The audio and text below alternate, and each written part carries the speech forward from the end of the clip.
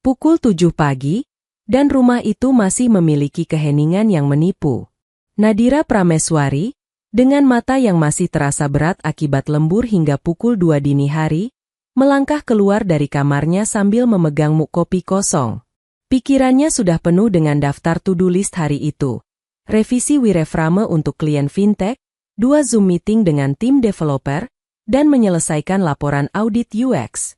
Ia butuh kopinya, dan ia butuh segera duduk di meja kerjanya. Namun, ketika langkah kakinya sampai di sudut ruang tengah, tempat sucinya selama 3 tahun terakhir bekerja secara remote, langkah Nadira terhenti mendadak. Jantungnya mencelos, seakan lantai di bawah kakinya baru saja ditarik paksa. Kosong. Area itu bukan lagi kantor mininya. Meja kayu jati minimalis yang ia beli dengan bonus akhir tahun pertamanya, lenyap. Monitor ganda 27 inci miliknya kini tergeletak sembarangan di atas lantai, ditumpuk di samping sofa tua yang berdebu. Kabel-kabel HDMI dan power supply berserakan seperti usus terburai. Sebagai gantinya, di sudut itu kini berdiri sebuah ring light besar yang menyilaukan meski belum dinyalakan, sebuah backdrop kain hijau, green screen, yang dipasang miring, dan tripod kamera. "Ibu?" panggil Nadira. Suaranya bergetar. Bukan karena takut, tapi karena lonjakan amarah yang tertahan di tenggorokan. Dari arah dapur, ibunya muncul sambil mengelap tangan basah ke daster batiknya. Wajah wanita parubaya itu tampak santai, tanpa beban, seolah tata letak rumah yang berubah drastis dalam semalam adalah hal paling wajar di dunia. Nadira. Sudah bangun? Tumben siang? Sapa ibu ringan. Di mana mejaku, Bu? Kenapa monitor kerjaku ada di lantai? Nadira menunjuk tumpukan elektronik mahalnya yang diperlakukan seperti barang rongsokan. Ibu mengibaskan tangan, gesture meremehkan yang sudah sangat Nadira hafal. "Oh, itu. Semalam Raka bilang dia butuh spot yang pencahayaannya bagus buat konten YouTube-nya.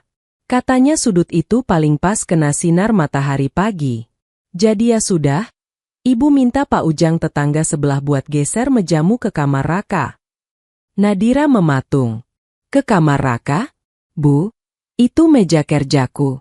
Aku kerja di sana cari uang. Hari ini aku ada meeting penting." "Halah, kamu kan kerjanya cuma ketik-ketik di laptop, Nat. Bisa di meja makan, bisa di sofa, bisa sambil tiduran di kasur juga," sahut ibu enteng, lalu berjalan menuju meja makan untuk meletakkan piring gorengan. "Adikmu itu loh, lagi semangat-semangatnya merintis karir jadi content creator. Kita harus dukung. Kalau dia sukses, kan kamu juga yang bangga." Nadira memijat pelipisnya. Argumen ini lagi. Selalu tentang potensi Raka yang tak kunjung terbukti, sementara realitas gaji Nadira yang menopang atap rumah ini dianggap angin lalu. "Tapi Raka nggak izin aku dulu. Ibu juga nggak bilang apa-apa," tekan Nadira, berusaha menjaga suaranya tetap datar meski darahnya mendidih. "Terus kursiku mana? Kursi ergomonis hitam itu?" Pertanyaan itu membuat gerakan ibu terhenti sejenak. Ada jeda yang terlalu panjang sebelum ibunya menjawab tanpa menatap mata Nadira. "Kursi itu kan gede banget, Nat. Makan tempat. Kalau ditaruh di kamar Raka, kamarnya jadi sempit. Lagian Raka butuhnya space buat gerak-gerak bikin video joget atau apalah itu. Jadi kursinya ditaruh di mana?" kejar Nadira. Ibu berdeham pelan. "Ibu jual ke Bu RT tadi pagi-pagi sekali. Kebetulan suaminya lagi cari kursi kantor bekas. Lumayan, uangnya ibu kasih ke Raka buat beli mic baru yang dia minta." Dunia Nadira rasanya berhenti berputar selama 1 detik penuh. Kursi itu bukan sekadar kursi. Itu adalah Herman Miller bekas yang ia beli dengan menabung selama 6 bulan demi menyelamatkan punggung bawahnya dari sakit kronis akibat duduk 10 jam sehari. Kursi itu adalah simbol bahwa ia menghargai tubuh dan profesinya. Kursi seharga 7 juta rupiah itu dijual ibunya entah dengan harga berapa, hanya demi mikrofon untuk adiknya yang bahkan bangun siang pun belum tentu. "Ibu jual kursi kerjaku?" bisik Nadira, Suaranya terdengar asing di telinganya sendiri. Ya ampun, Nadira, jangan pelit sama adik sendiri. Sentak ibu tiba-tiba, beralih ke mode defensif yang agresif. Kamu kan punya uang, tinggal beli lagi yang murah di toko perabot juga banyak. Raka itu butuh modal. Dia masa depannya cerah, dia butuh dukungan kita. Dukungan kita. Nadira tertawa getir, matanya mulai memanas. Maksud ibu, dukungan uangku? Internet yang Raka pakai buat upload video itu siapa yang bayar? Bu? Listrik buat ring light itu siapa yang bayar? Makanan yang ibu masak sekarang, uang belanjanya dari siapa? Ungkit-ungkit terus, potong ibu tajam. Itu kewajiban kamu sebagai anak berbakti. Jangan jadi anak durhaka yang hitung-hitungan sama orang tua. Sudah sana, kerja di meja makan saja. Jangan ganggu Mudraka, dia baru tidur jam subuh tadi habis edit video. Nadira menatap ibunya, wanita yang ia hormati, yang ia nafkahi, yang ia lindungi dari kerasnya tagihan bulanan. Namun, di mata ibunya, Nadira hanyalah mesin ATM berjalan yang tidak memiliki hak atas kenyamanan, bahkan di rumahnya sendiri. Ia melirik ke arah pintu kamar Raka yang tertutup rapat. Di dalamnya, adiknya yang berusia 24 tahun itu sedang tidur nyenyak di atas kasur empuk, ditemani meja kerja mahal milik Nadira. Sementara Nadira berdiri di ruang tengah dengan monitor tergeletak di lantai seperti sampah. Sesuatu dalam diri Nadira retak pagi itu. Bukan suara yang keras seperti kaca pecah, tapi retakan halus yang tak mungkin bisa direkatkan kembali. Ia tidak berteriak. Ia tidak membanting pintu. Nadira hanya mengangguk pelan. Sangat pelan. Oke, Bu, ucap Nadira dingin.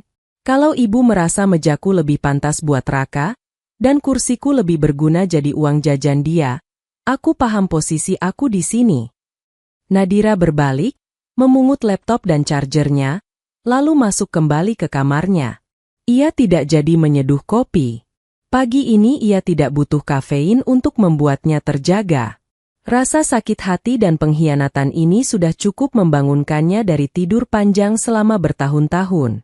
Di dalam kamar, Nadira membuka laptopnya. Bukan untuk bekerja, melainkan untuk membuka situs pencarian properti sewaan. Hari ini bukan tentang memindahkan meja kembali. Hari ini adalah awal dari memindahkan hidupnya keluar dari rumah ini. Nadira tidak keluar kamar seharian itu.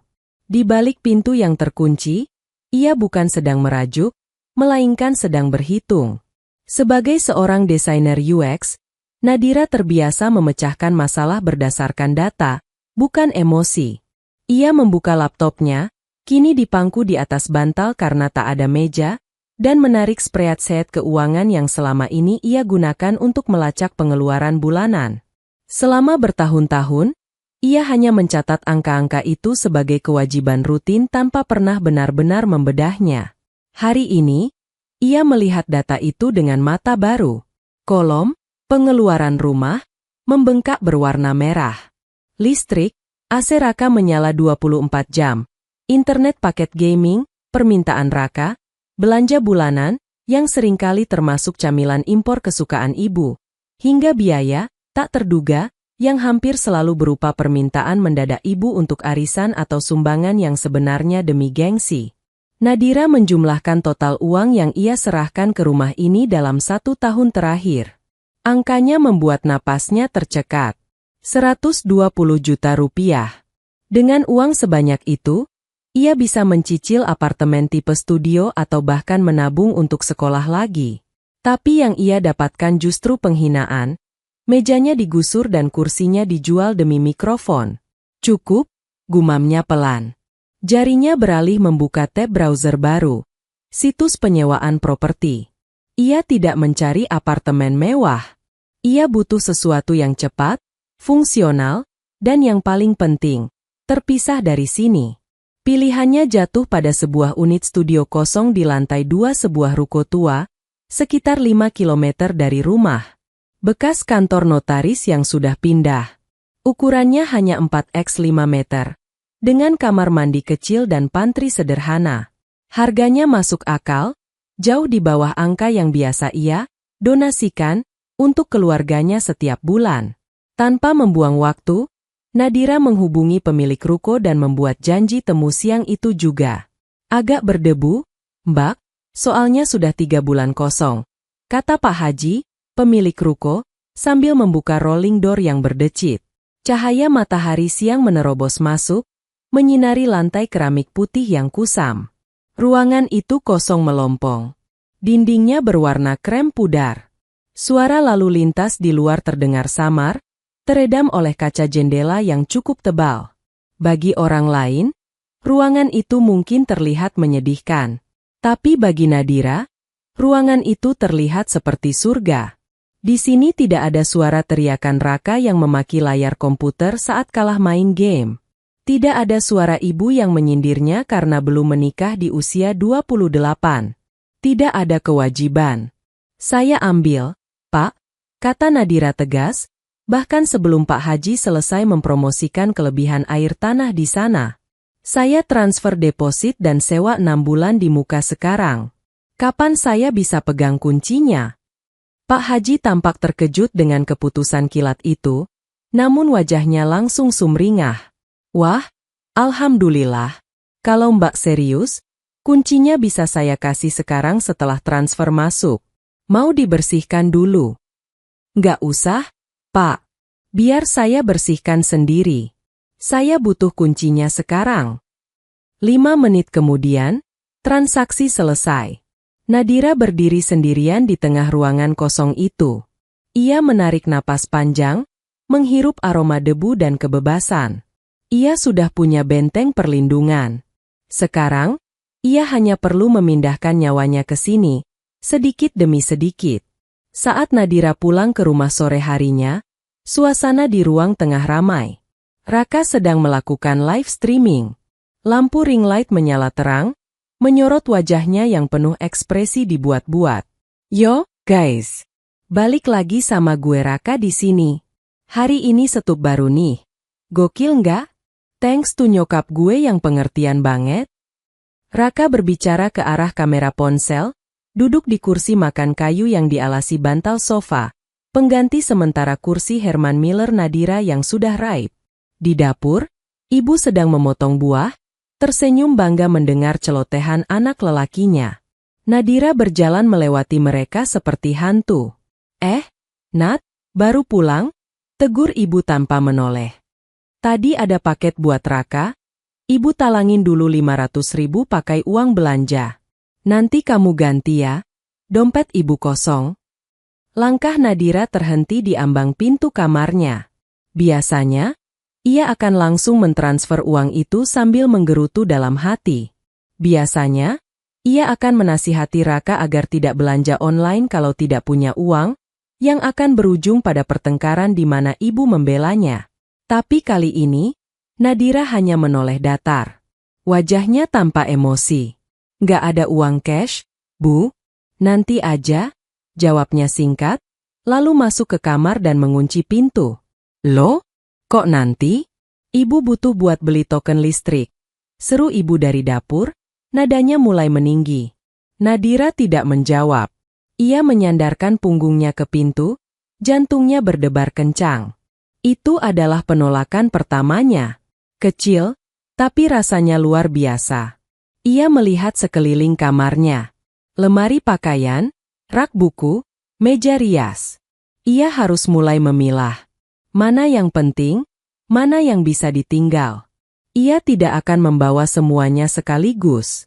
Itu akan memicu keributan sebelum waktunya. Ia akan melakukannya seperti operasi militer. Senyap, bertahap, dan mematikan. Malam itu, saat seisi rumah sudah tidur, Nadira tidak merevisi pekerjaan kantornya. Ia mulai mengepak barang-barang paling berharga, ijazah, paspor, harddisk eksternal berisi portofolio, dan perhiasan peninggalan neneknya, ke dalam sebuah koper kabin yang ia sembunyikan di balik tumpukan baju kotor. Rencana pelariannya sudah dimulai. Dan mereka tidak akan sadar sampai semuanya terlambat. Seminggu berlalu dengan ketegangan yang menyesakkan dada. Nadira bergerak seperti agen rahasia di rumahnya sendiri. Setiap pagi sebelum berangkat ke coworking space, alibi barunya agar tidak perlu melihat Raka menguasai meja kerjanya. Ia menyelundupkan barang-barang pribadinya keluar. Satu tas ransel penuh baju di hari Senin. Koleksi buku desain di hari Selasa. Sepatu dan dokumen bank di hari Rabu. Semua ia angkut perlahan ke ruko studio barunya. Kamarnya di rumah mulai terlihat lowong, namun ibu dan Raka terlalu sibuk dengan dunia mereka sendiri untuk menyadarinya. Raka sibuk berteriak di depan kamera, menyapa followers imajinernya, sementara ibu sibuk memamerkan karir baru anaknya ke tetangga lewat WhatsApp grup. Sabtu pagi tiba. Ini adalah hari eksekusi. Nadira sengaja memesan jasa angkut barang untuk datang pukul 10 pagi. Ia sudah tidak peduli lagi dengan kerahasiaan. Barang-barang kecil sudah aman di studio. Kini tinggal pakaian di lemari, kasur lipat miliknya, dan sisa perabotan kecil yang ia beli sendiri. Saat Nadira sedang melipat baju terakhir ke dalam koper besar di ruang tengah, ibu keluar dari dapur sambil membawa segepok kertas tagihan. Rutinitas awal bulan yang selalu membuat perut Nadira mulas.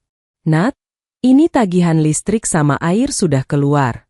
Totalnya naik dikit, biasalah AC Raka nyala terus," kata ibu santai, meletakkan kertas-kertas itu di atas koper Nadira yang terbuka. "Sama ini, tagihan internet.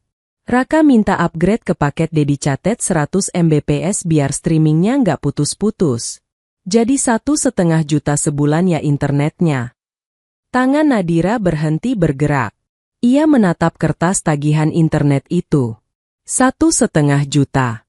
Hanya untuk internet. Padahal sebelumnya ia hanya membayar 300.000 untuk kebutuhan kerjanya. "Aku nggak akan bayar itu, Bu," ucap Nadira datar. Ia menyingkirkan kertas-kertas itu dari kopernya seolah menepis kotoran. Ibu melongo, matanya mengerjap bingung. "Maksud kamu apa? Kalau nggak dibayar hari ini, besok internetnya diputus. Kasihan Raka, nanti kontennya terganggu." "Itu bukan urusanku. Yang minta upgrade siapa? Raka, kan? Suruh dia yang bayar pakai uang hasil kontennya," jawab Nadira sambil menutup resleting koper dengan bunyi zip yang nyaring. "Kamu ini bicara apa sih, Nadira? Raka kan belum dapat AdSense. Kamu sebagai kakak harusnya." Kalimat ibu terpotong oleh suara klakson mobil bak terbuka yang berhenti tepat di depan pagar rumah. Suaranya bising dan asing. Raka keluar dari kamarnya dengan wajah bantal, rambut acak-acakan. "Woi, berisik amat sih di luar. Siapa tuh?" Nadira berdiri tegak. Ia mengangkat koper besarnya dengan satu sentakan kuat. "Itu jemputanku," kata Nadira. Ibu menatap mobil bak itu, lalu menatap tumpukan kardus yang sudah Nadira siapkan di dekat pintu depan. Kardus yang selama ini ibu kira sampah yang mau dibuang. "Jemputan mau kemana?" Suara ibu mulai terdengar panik. "Kamu mau dinas luar kota?"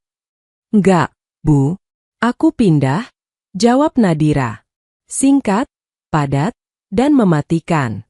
Ia memberi isyarat pada supir dan kenek mobil bak yang sudah masuk ke halaman. "Mas, tolong angkut koper ini dan 3 kardus di pojok situ ya. Langsung naikkan saja." Tunggu dulu." Ibu berlari menghalangi pintu, merentangkan kedua tangannya. Wajahnya pucat pasi. "Pindah kemana? Kamu nggak bisa pergi gitu aja. Terus siapa yang bayar tagihan ini? Siapa yang belanja pasar besok? Nadira, kamu jangan gila ya." Raka yang baru sadar situasi mulai tertawa meremehkan. "Alah, paling cuma prank doang, Bu. Atau ngambek dikit gara-gara meja. Entar sore juga balik lagi sambil nangis." Nadira menatap adiknya dengan tatapan yang membuat tawa Raka mati seketika. Tatapan itu kosong, dingin, tak ada lagi kasih sayang seorang kakak yang selama ini selalu memanjakannya. "Ini bukan prank, Raka. Dan ini bukan ngambek," kata Nadira pelan namun tajam. "Mulai detik ini, aku lepas tangan. Listrik, air, Internet mahalmu itu, beras, minyak, sabun cuci, semuanya urusan kalian.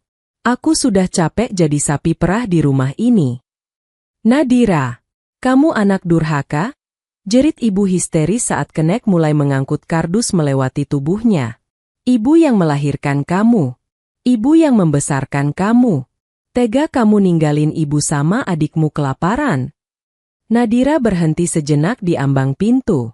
Ia menatap ibunya, wanita yang ia cintai tapi juga yang paling banyak melukainya.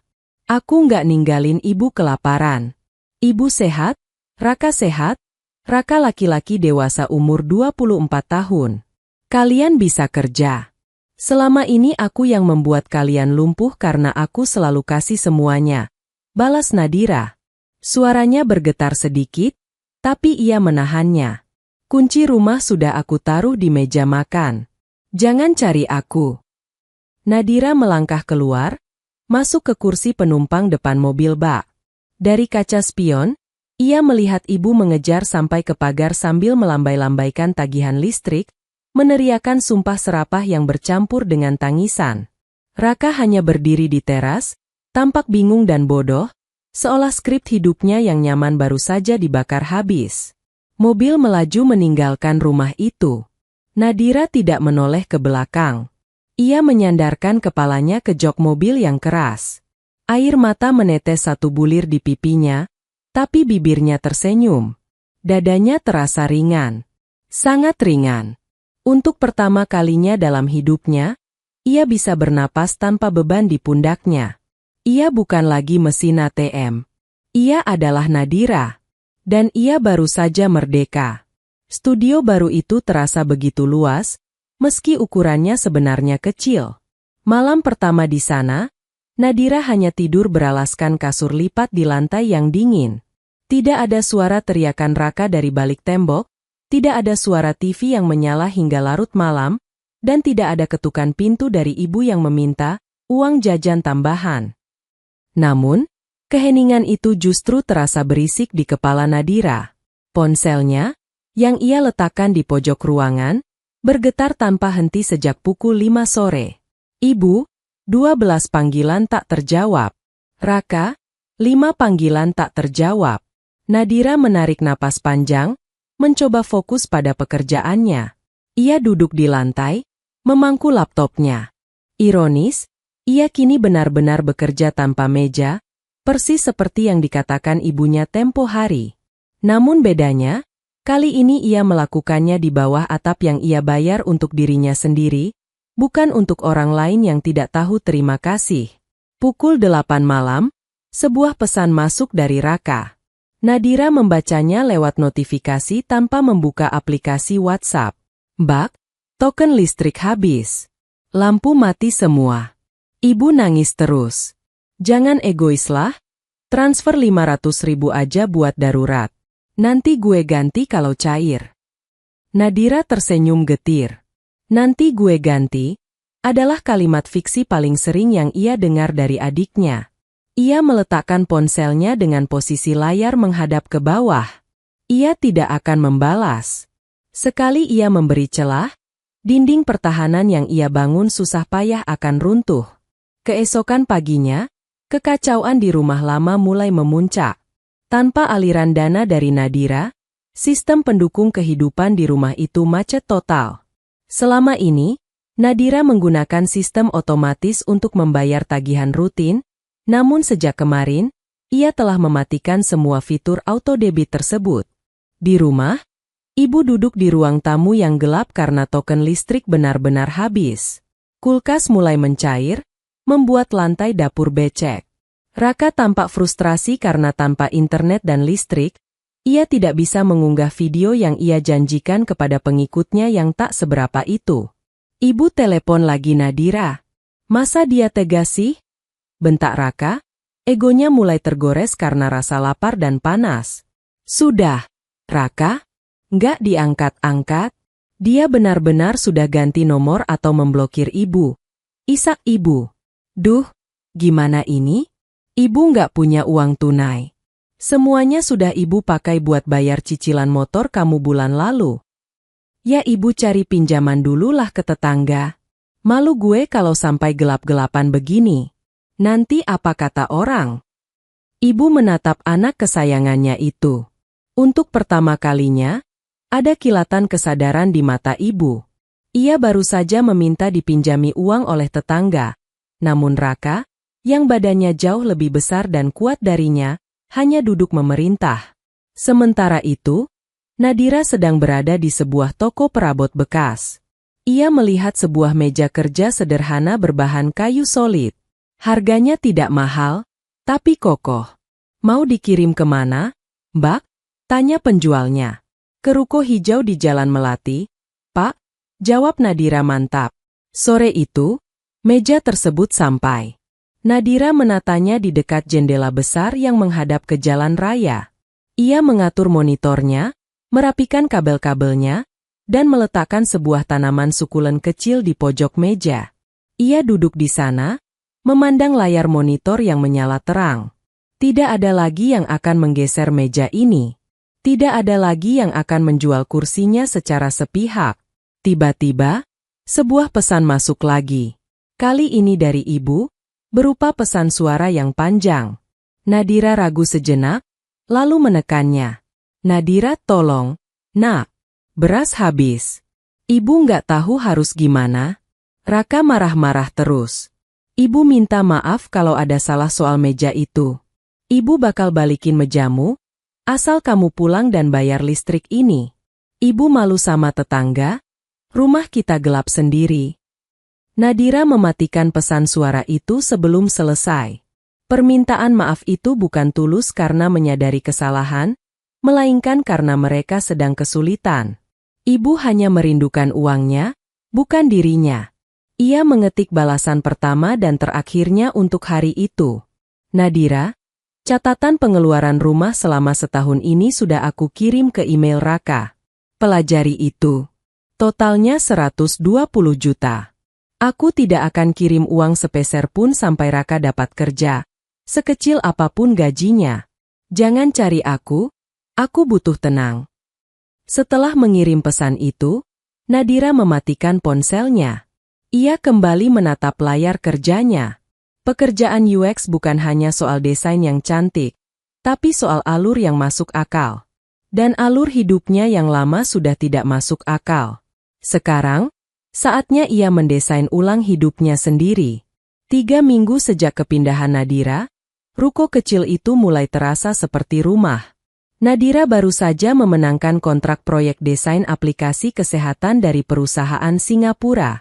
Fokusnya tajam, produktivitasnya melonjak karena tidak ada lagi drama domestik yang menyedot energinya. Setiap pagi, ia menikmati kopi di meja kerja, barunya, sambil melihat matahari terbit dari jendela ruko. Tenang. Namun, di rumah lama, ketenangan adalah kemewahan yang sudah punah. Raka duduk di teras rumah dengan wajah kusam. Ring light dan kamera mahalnya kini teronggok di sudut ruang tamu sebagai pajangan mati karena listrik yang tidak stabil. Ibu terpaksa membeli token listrik eceran Rp50.000 dari hasil menjual beberapa daster batik dan blender cadangannya. Mbak Nadira benar-benar jahat, Bu, gerutu Raka sambil mengotak-atik ponselnya yang hanya mengandalkan tethering dari sisa kuota ibu. Gue mau upload video kolaborasi sama anak-anak komunitas aja nggak bisa. Mereka bakal mikir gue bangkrut. Ibu yang biasanya membela Raka, kali ini hanya diam sambil mengipasi diri dengan koran bekas. Perutnya lapar. Beras di dapur tinggal segenggam. Sudahlah Raka, jangan bahas konten terus. Tadi Bu RT tanya, kenapa kamu nggak coba lamar jadi kurir atau jaga toko di depan? Mereka lagi butuh orang. Raka melotot, egonya tersengat. Jaga toko? Ibu gila? Gue ini influencer merintis, Bu. Masuk ke toko sebagai pelayan itu bakal ngerusak personal branding gue. Branding gak bisa dimakan. Raka, suara ibu mendadak meninggi, pecah oleh rasa frustrasi yang memuncak. Nadira kirim email rincian biaya itu ke kamu, kan? Kamu lihat nggak angkanya? 120 juta setahun. Selama ini kita hidup dari keringat kakakmu. Sementara kamu cuma joget-joget nggak jelas di depan kamera. Raka terdiam. Ia sudah melihat email itu. Rinciannya sangat detail. Dari biaya sabun mandi hingga pajak motor yang ia pakai. Angka-angka itu adalah bukti nyata betapa parasitnya dia selama ini. Namun, mengakui kesalahan berarti meruntuhkan harga dirinya yang rapuh. Sore harinya, desakan perut mengalahkan ego. Raka akhirnya berjalan kaki menuju minimarket di ujung jalan. Ia mencoba melamar menjadi staf gudang karena merasa wajahnya terlalu terkenal untuk menjadi kasir. Ada lowongan, Mas? Tanya Raka dengan nada yang masih terdengar sombong. Manajer toko, seorang pria seumurannya yang tampak lelah namun cekatan, menatap Raka dari atas ke bawah. Ada. Tapi harus siap angkut barang, shift malam, dan gajinya mulai dari harian. Kamu sanggup? Raka menelan ludah. Ia membayangkan tangannya yang biasanya hanya memegang mouse gaming harus mengangkat kardus minyak goreng. Gak ada yang posisi admin gitu? Gue jago desain grafis dikit-dikit. Gak ada. Mau atau enggak? Raka akhirnya mengangguk lesu.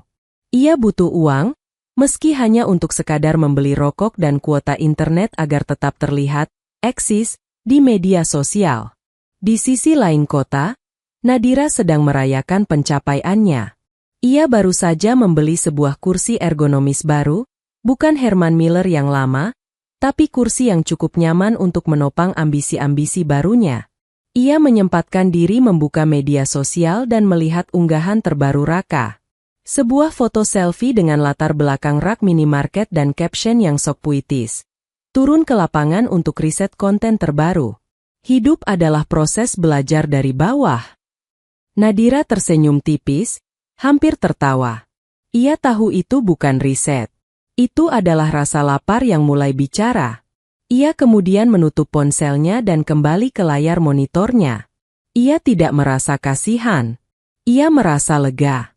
Ternyata, dengan berhenti menjadi penyelamat, ia justru memaksa adiknya untuk mulai menjadi manusia. Malam itu, Nadira menerima pesan WhatsApp dari nomor asing. Nat, ini ibu pakai nomor tetangga. Ibu cuma mau tanya, apa kamu benar-benar nggak akan pulang? Ibu kangen masakan kamu. Nadira menatap pesan itu lama. Ia tahu itu bukan kangen masakan, tapi kangen kenyamanan yang ia sediakan. Ia tidak membalas. Ia memilih untuk tidur lebih awal, memeluk keheningan yang kini menjadi teman terbaiknya. Minggu pertama Raka bekerja sebagai staf gudang di minimarket adalah neraka baginya. Setiap malam, ia pulang dengan punggung yang terasa mau patah dan telapak tangan yang lecet karena gesekan kardus-kardus berat. Tidak ada lagi AC yang mendinginkan kamarnya. Hanya kipas angin kecil yang suaranya berisik dan sering mati sendiri karena ibu harus berhemat listrik. Suatu malam, Raka duduk di lantai dapur, menatap sisa nasi dan sepotong tempe goreng yang sudah dingin. Bu, gak ada sambal atau apa gitu? Seret banget ini tenggorokan, keluh Raka, suaranya serak karena kelelahan. Ibu yang sedang menjahit lubang di daster tuanya hanya menatapnya dengan pandangan kosong. Cabai mahal? Raka, uang gaji harianmu tadi kan sudah ibu pakai buat bayar utang di warung depan. Kalau nggak dibayar, kita nggak bakal dikasih utang beras lagi besok. Raka membanting sendoknya. Gue kerja capek-capek, angkut ratusan kardus, tapi makan begini aja susah? Mbak Nadira benar-benar keterlaluan. Dia pasti lagi makan enak di apartemennya sekarang. Nadira bukan makan enak karena keberuntungan, Raka, sahut ibu tiba-tiba. Suaranya tidak lagi melengking emosional seperti biasanya, melainkan terdengar lelah dan hancur. Dia makan enak karena dia kerja dari pagi sampai pagi lagi. Selama ini kita yang makan enak dari hasil dia, tapi kita malah buang mejanya seperti sampah. Ibu kemudian berdiri, berjalan menuju pojok ruang tengah yang kini kosong melompong. Ia mengusap debu yang menempel di lantai, tempat di mana dulu meja kerja Nadira berdiri. Ibu baru sadar, Raka, rumah ini terasa sangat luas tapi juga sangat sepi tanpa dia. Bukan cuma soal uangnya, Tapi soal suaranya yang ingetin ibu minum obat, soal dia yang diam-diam beliin ibu vitamin. Kita ini jahat ya? Raka terdiam. Kalimat ibunya memukul telak tepat di ulu hatinya. Egonya mencoba membantah, tapi tubuhnya yang remuk tidak bisa berbohong. Sementara itu, di studionya, Nadira sedang mengalami transisi yang kontras. Proyek Singapuranya berjalan sangat lancar. Kliennya bahkan memberikan bonus karena Nadira berhasil menyerahkan prototipe 3 hari lebih awal dari deadline. Dengan uang bonus itu, Nadira tidak membeli barang mewah. Ia justru mendatangi kembali toko perabot bekas tempat ibunya menjual kursi Herman Miller miliknya. Ia berharap ada keajaiban. Kursi hitam yang besar itu ya, Mbak? Tanya pemilik toko. Waduh, sudah laku seminggu yang lalu. Dibeli sama orang kantoran dari seberang jalan. Nadira menghela napas panjang. Ada rasa kehilangan yang aneh, tapi kemudian ia tersenyum. Kursi itu memang sudah pergi, sama seperti masa lalunya yang penuh pengorbanan tanpa dihargai.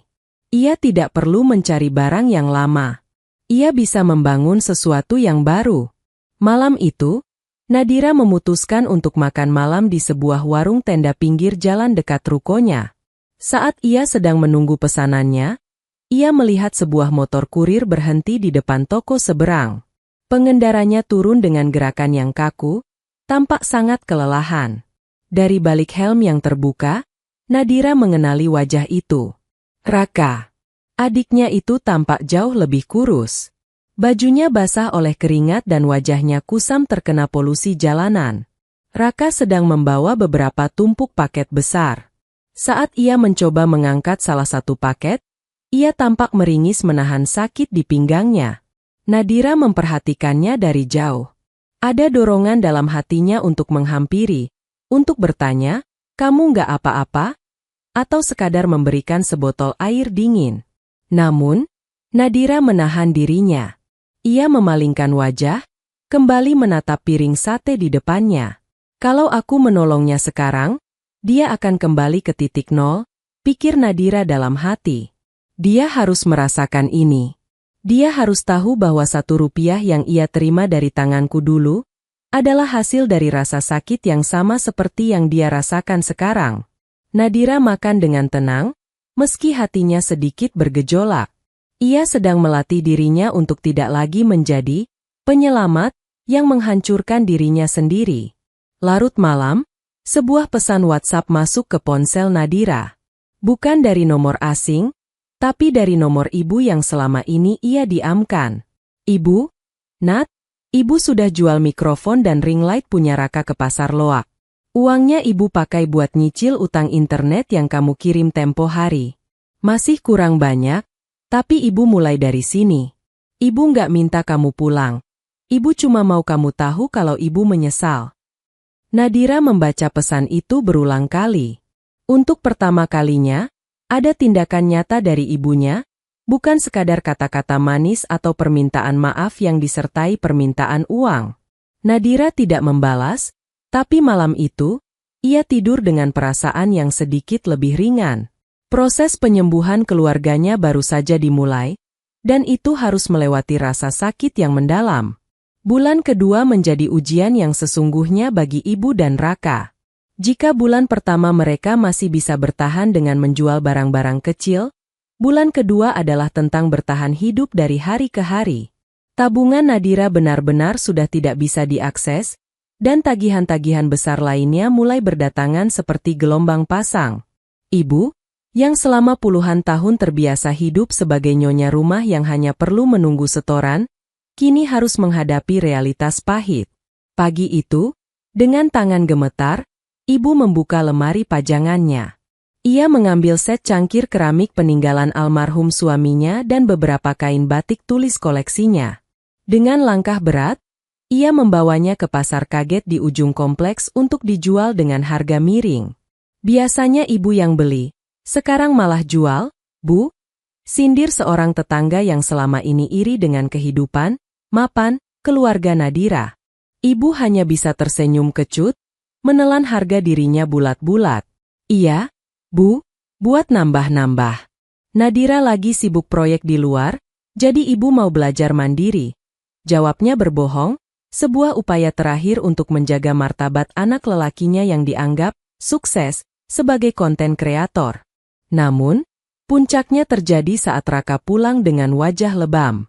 Ia baru saja terlibat perselisihan di minimarket.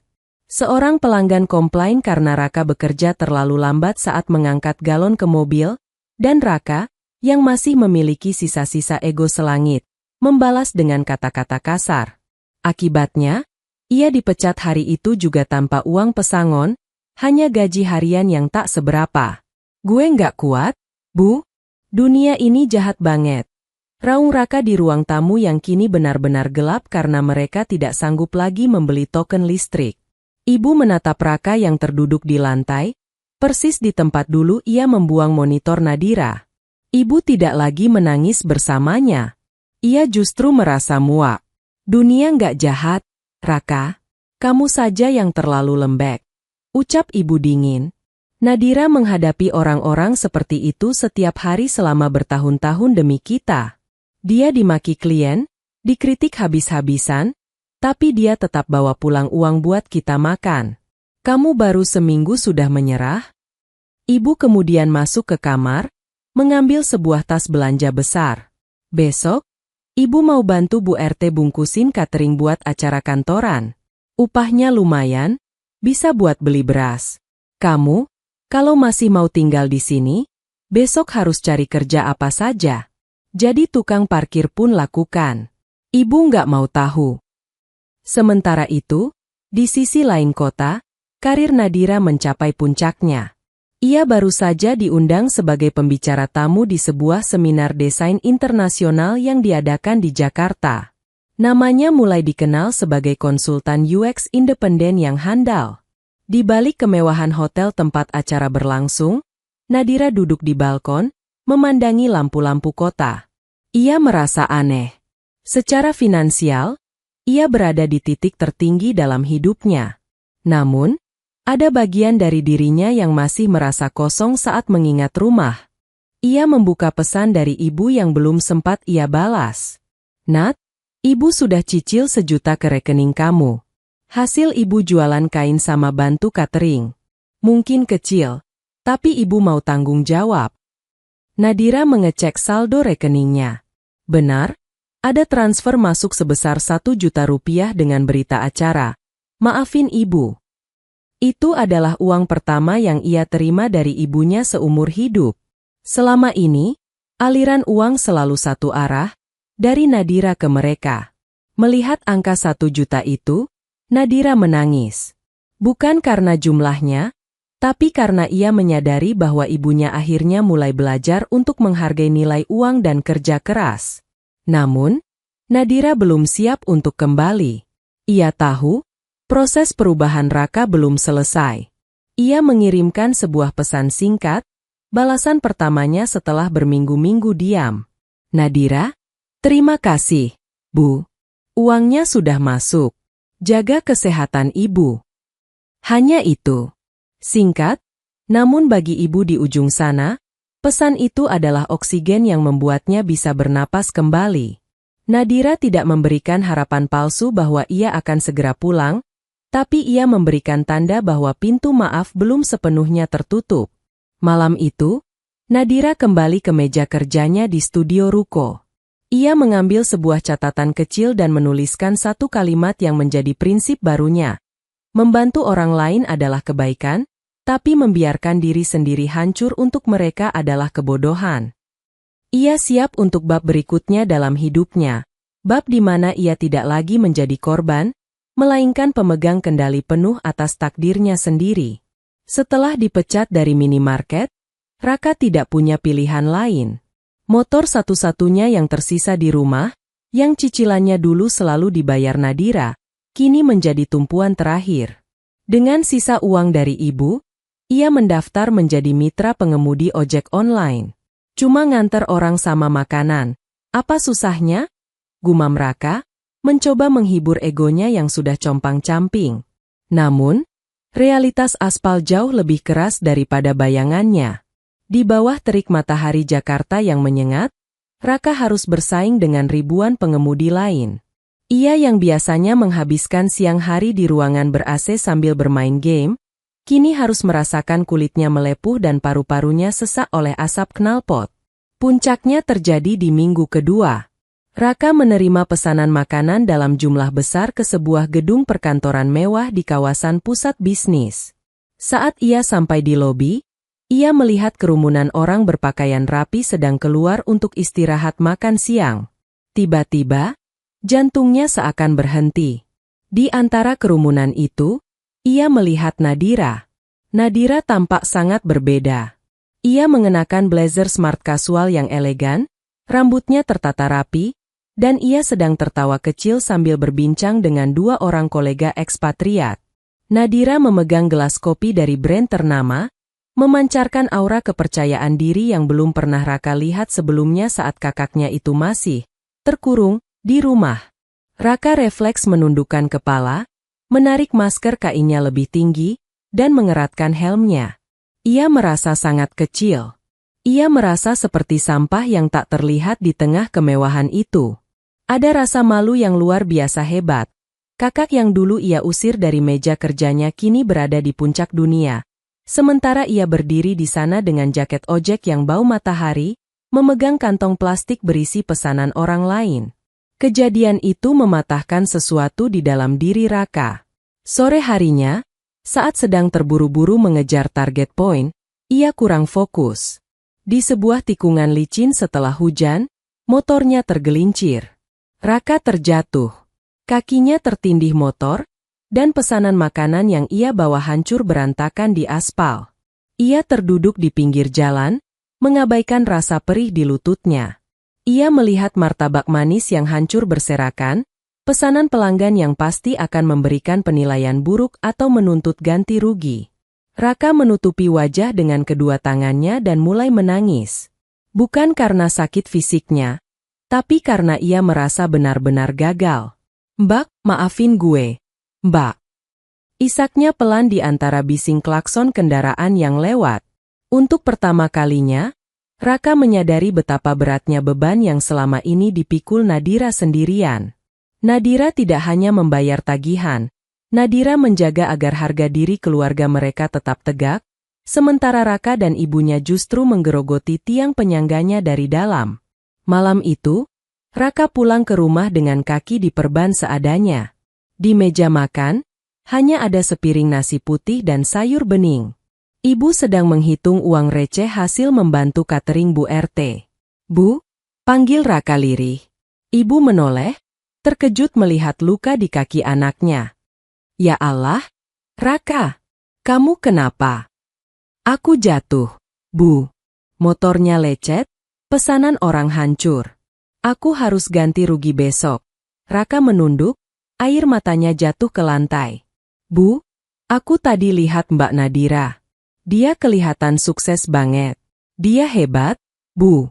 Kenapa dulu aku jahat banget sama dia?" Ibu terdiam, lalu duduk di samping Raka. Ia mengelus punggung anaknya dengan tangan yang kini mulai kasar karena pekerjaan dapur. "Kita berdua yang jahat, Raka. Ibu yang paling salah karena membiarkan kamu jadi laki-laki manja dan menganggap Nadira itu cuma alat," kata ibu dengan suara parau.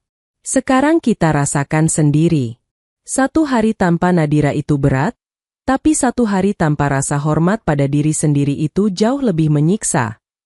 Malam itu, untuk pertama kalinya sejak Nadira pergi, tidak ada perdebatan di rumah tersebut. Yang ada hanyalah penyesalan yang mendalam di tengah kegelapan ruang tamu yang sunyi. Mereka akhirnya sadar bahwa mereka tidak hanya kehilangan sumber uang, tapi mereka telah kehilangan jantung dari rumah itu. Sementara itu, di studionya, Nadira sedang menandatangani kontrak kerja sama jangka panjang. Ia sempat melihat notifikasi di aplikasi ojek online-nya tentang driver mengalami kendala, namun ia tidak tahu bahwa driver itu adalah adiknya sendiri. Nadira menutup laptopnya, menatap ke arah jendela. Ia merasa sebuah firasat bahwa sebentar lagi, badai yang ia ciptakan untuk mendewasakan keluarganya akan segera mencapai garis akhir. Kabar tentang kesuksesan Nadira mulai menyebar di lingkaran pertemanan lama dan keluarga besarnya. Seiring dengan namanya yang sering muncul di LinkedIn dan portal berita industri kreatif, orang-orang yang dulu menghilang atau hanya muncul saat butuh uang, kini mulai mengetuk pintu secara digital.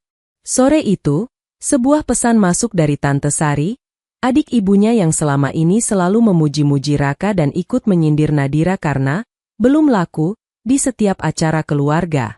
Nadira, selamat ya atas kesuksesannya. Tante bangga sekali. Oh iya Nat, ini sepupumu, Gilang, baru lulus kuliah tapi susah cari kerja. Bisa nggak ya dia magang atau bantu-bantu di studiomu?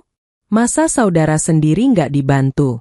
Ibu kamu juga cerita kalau kalian lagi ada jarak, mungkin kalau kamu bantu Gilang, ibu kamu jadi senang.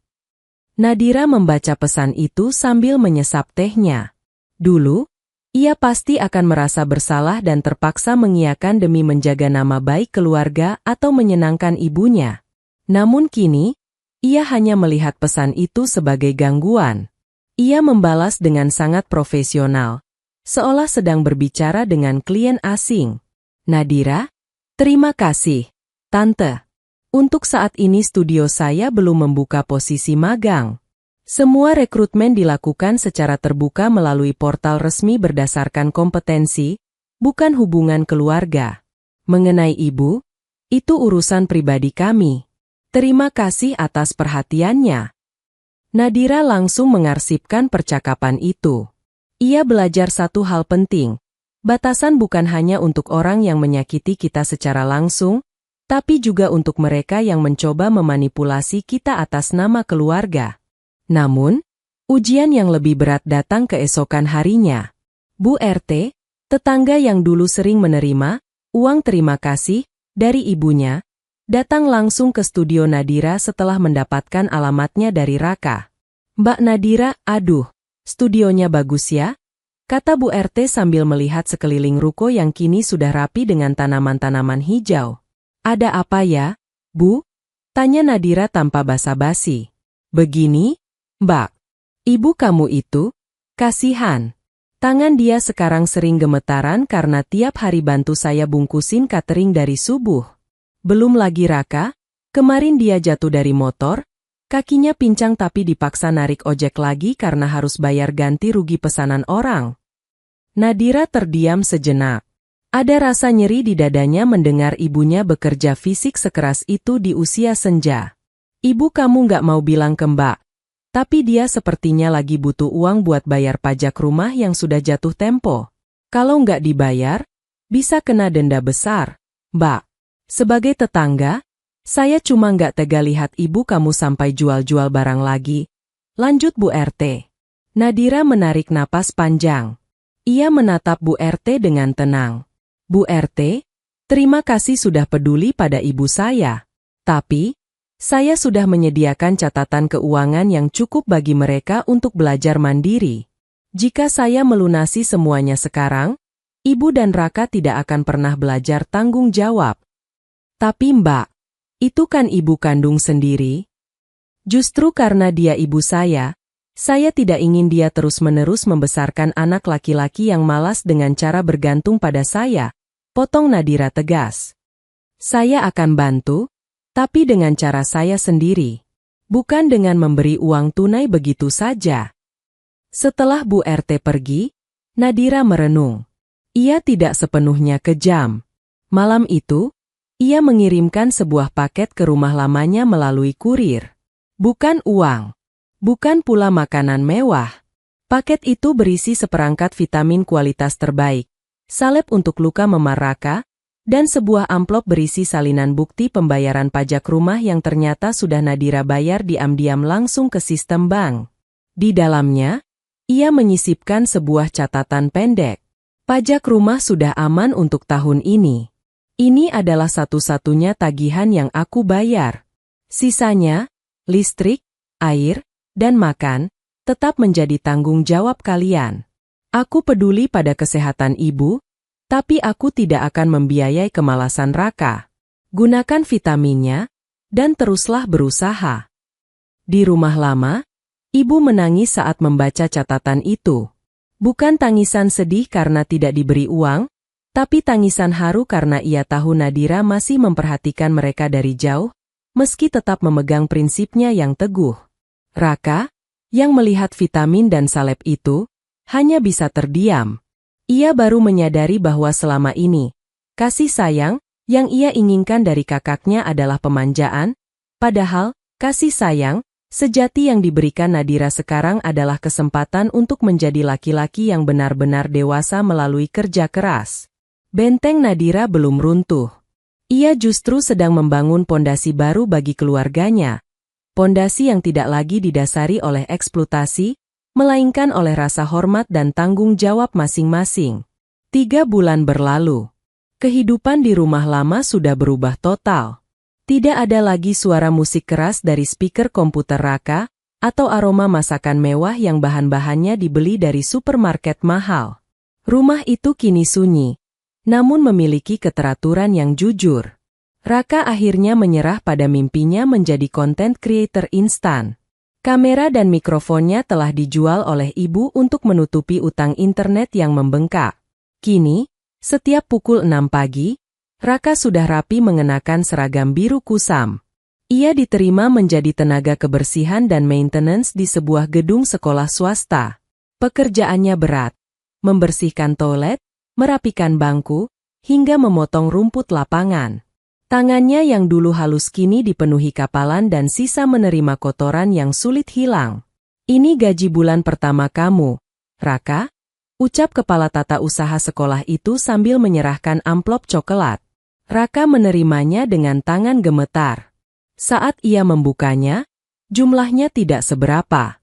Jika dulu, uang sebanyak itu hanya cukup untuk ia habiskan membeli skin dalam video game dalam semalam. Namun sekarang, melihat angka itu, Raka merasa ingin menangis. Ia tahu persis berapa liter keringat yang ia keluarkan untuk setiap lembar rupiah di dalamnya. Malam harinya, Raka duduk di meja makan bersama ibu.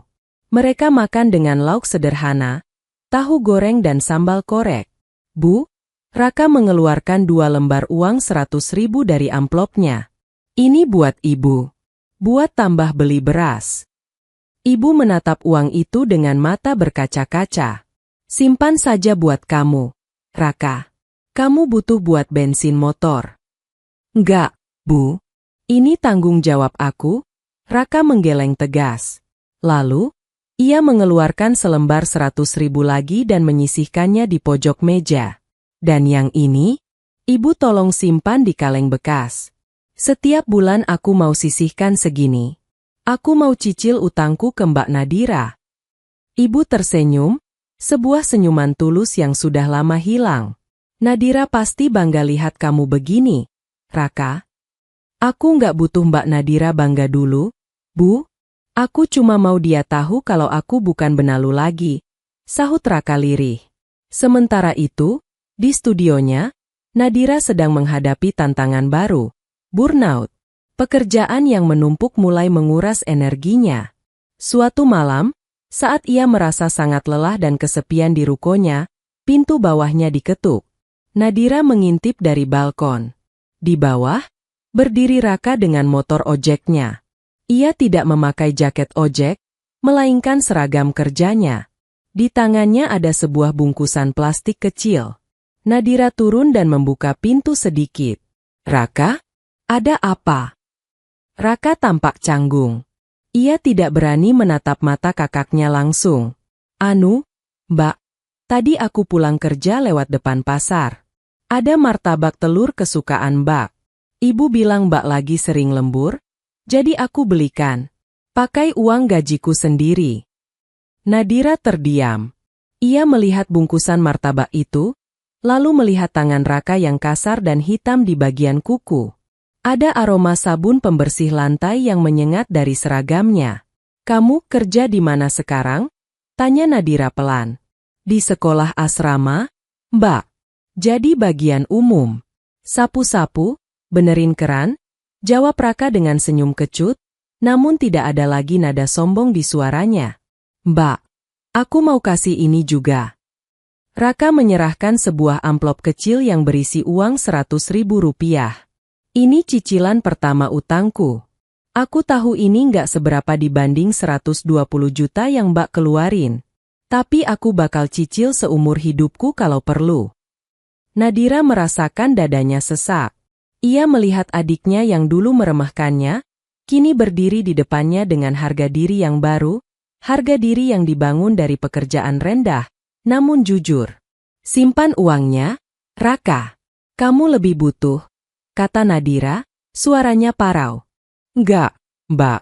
Kalau Mbak nggak ambil, aku merasa tetap jadi pencuri di rumah ini, tegas Raka. Ambil ya, Mbak. Buat bayar rasa sakit hati Mbak karena kursi yang aku jual dulu. Nadira akhirnya menerima amplop itu. Tangannya bersentuhan dengan tangan Raka yang kasar. Di detik itu, Nadira tahu bahwa eksperimen kejamnya telah berhasil. Ia telah menghancurkan ego adiknya untuk membangun seorang pria. Terima kasih, Raka. Martabaknya aku makan ya, ucap Nadira. Raka mengangguk cepat, wajahnya tampak lega luar biasa. Iya, Mbak. Aku pulang dulu. Ibu sudah nunggu. Saat motor Raka menjauh, Nadira kembali ke atas. Ia duduk di meja kerjanya, membuka martabak itu, dan makan dalam diam. Air matanya jatuh. Kali ini bukan air mata kesedihan, melainkan air mata kelegaan. Hubungan mereka memang belum pulih sepenuhnya, tapi untuk pertama kalinya dalam bertahun-tahun, mereka mulai berbicara dalam bahasa yang sama, bahasa kerja keras dan saling menghargai. Seminggu setelah kedatangan Raka, suasana hati Nadira jauh lebih tenang. Namun, ia tahu masih ada satu ganjalan besar yang belum tuntas. Ibu. Meskipun pesan singkat sudah mulai mengalir, ada tembok tak kasat mata yang hanya bisa diruntuhkan dengan tatap muka. Sore itu, hujan deras mengguyur Jakarta. Nadira sedang merapikan beberapa berkas di studionya ketika ia mendengar ketukan pelan di pintu bawah ruko. Lewat kamera pengawas di ponselnya, ia melihat seorang wanita parubaya berdiri kedinginan sambil memegang payung yang sudah rusak tertiup angin. Itu ibu. Nadira segera turun dan membuka pintu. Ibu? Kenapa nggak telepon dulu kalau mau ke sini? Masuk, Bu. Dingin, kata Nadira sambil menuntun ibunya naik ke lantai 2. Ibu tampak sangat canggung. Ia melihat sekeliling studio Nadira dengan mata yang berbinar sekaligus penuh rasa bersalah. Studio itu indah, rapi, wangi, dan penuh dengan aura profesionalisme yang dulu sering ia sepelekan. Nadira mengambilkan handuk kecil dan menyeduh teh hangat. Mereka duduk berhadapan di meja kerja kayu milik Nadira. Untuk sesaat, hanya ada suara rintik hujan yang menghantam jendela kaca. Bagus sekali tempat kerja kamu, Nat, bisik ibu memecah keheningan. Mejanya kokoh. Gak ada yang bakal geser-geser lagi di sini. Nadira terdiam. Ia tahu itu adalah pembukaan menuju inti pembicaraan. Nadira, ibu meletakkan cangkir tehnya, tangannya gemetar. Ibu datang bukan mau minta apa-apa. Ibu cuma mau bilang, ibu baru sadar kalau selama ini ibu bukan cuma jadi beban buat kamu, tapi ibu sudah jadi orang jahat. Ibu memanjakan Raka dengan cara merampas kebahagiaan kamu. Air mata mulai mengalir di pipi ibu yang kini tampak lebih tirus. Ibu malu, Nat. Ibu malu ingat gimana ibu jual kursi kamu, gimana ibu usir kamu dari sudut rumah itu seolah kamu nggak punya hak di sana. Padahal, rumah itu tegak karena kamu. Nadira menarik napas panjang, mencoba menahan gejolak di dadanya. Aku nggak pernah benci ibu, Bu. Aku cuma nggak tahu lagi gimana cara buat ibu melihat aku sebagai manusia, bukan cuma sebagai penyedia uang. Ibu sudah lihat sekarang, Nak, isak ibu. Sejak kamu pergi, rumah itu rasanya mati. Ibu dan Raka baru sadar kalau yang hilang bukan cuma uangnya, tapi jiwanya. Ibu lihat Raka kerja kasar sekarang, hatinya hancur tapi ibu sadar. Itu satu-satunya cara supaya dia nggak jadi laki-laki gagal. Ibu kemudian merogoh tasnya dan mengeluarkan sebuah kotak kecil yang dibungkus kain. Saat dibuka, isinya adalah sebuah bros emas tua milik almarhum nenek Nadira, satu-satunya harta berharga yang masih ibu simpan. Ibu nggak punya uang buat ganti kursi atau meja kamu yang dulu. Ini satu-satunya yang tersisa. Ibu mau kamu simpan ini. Bukan buat bayar utang, tapi sebagai tanda kalau ibu mau mulai menghormati kamu sebagai anak tertua di keluarga ini.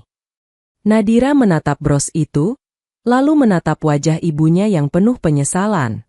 Ia melihat ada kejujuran yang belum pernah ia temui sebelumnya. Kali ini, ibunya tidak datang untuk memanipulasi perasaannya. Nadira tidak mengambil bros itu. Sebaliknya, ia menggenggam tangan ibunya yang kasar karena pekerjaan catering. Simpan bros ini, Bu. Biar ibu yang pegang. Aku nggak butuh emasnya, ucap Nadira lembut namun tegas. Yang aku butuh adalah ibu tetap jadi ibu yang mendukung aku, tanpa harus mengorbankan aku buat Raka. Kita mulai lagi dari awal ya, Bu. Tapi masing-masing punya batasannya. Mereka berpelukan erat di tengah studio yang sunyi. Tangisan ibu pecah, melepaskan semua beban rasa bersalah yang selama ini menghimpitnya. Nadira pun ikut menangis, melepaskan sisa-sisa amarah dan rasa lelahnya. Malam itu, untuk pertama kalinya setelah berbulan-bulan, Nadira merasa beban di pundaknya benar-benar luruh. Ia sudah memaafkan, namun ia juga sudah belajar untuk tidak lagi menjadi orang yang mudah diinjak. Ia mencintai keluarganya, tapi ia lebih mencintai dirinya sendiri yang baru saja ia temukan. 6 bulan telah berlalu sejak badai di rumah keluarga Prameswari mereda. Pagi itu, studio Nadira tampak lebih hidup. Ia tidak lagi bekerja sendirian. Kini ada seorang asisten junior yang membantunya mengelola proyek-proyek yang kian berkembang. Namun, satu hal yang tidak berubah adalah meja kerjanya yang kokoh di dekat jendela. Simbol kedaulatan yang ia bangun dengan air mata dan ketegasan. Sebuah kiriman bunga sampai di mejanya dengan kartu ucapan sederhana. Selamat atas peluncuran aplikasi barunya, Mbak. Dari Ibu dan Raka. Nadira tersenyum. Bukan bunganya yang membuatnya tersentuh, melainkan fakta bahwa bunga itu dibeli dari uang yang mereka hasilkan sendiri. Minggu sore, Nadira memutuskan untuk berkunjung ke rumah lama. Ia tidak pindah kembali ke sana, ia tetap tinggal di studionya yang mandiri, namun ia datang sebagai tamu yang dihormati, bukan sebagai sapi perah. Suasana rumah itu kini jauh berbeda. Tidak ada lagi tumpukan barang mewah hasil utang atau cicilan paksa. Di pojok ruang tengah, tempat dulu meja kerja Nadira, diusir. Kini berdiri sebuah rak buku kecil yang rapi. Raka tidak lagi menjadi konten creator halu. Ia kini memiliki pekerjaan tetap di sekolah dan sesekali mengambil proyek sampingan sebagai teknisi komputer panggilan. Mbak, duduk dulu. Aku baru saja benerin kipas angin di kamar Mbak. Siapa tahu Mbak mau menginap. Sapa Raka. Wajahnya lebih cerah, meski tubuhnya lebih liat dan tangannya menunjukkan bekas kerja keras. Ia tidak lagi menuntut, ia melayani. Ibu keluar dari dapur membawa teh manis dan pisang goreng. Nat, ini uang cicilan bulan ini. Raka dan ibu sudah kumpulkan, kata ibu sambil meletakkan amplop kecil di meja. Nadira melihat amplop itu, lalu menatap ibu dan Raka bergantian. Terima kasih, Bu. Uang ini akan aku simpan di rekening khusus atas nama ibu untuk dana darurat kesehatan nanti. Aku tidak akan memakainya untuk pribadiku. Ibu mengangguk paham. Tidak ada lagi protes, tidak ada lagi sebutan, anak durhaka.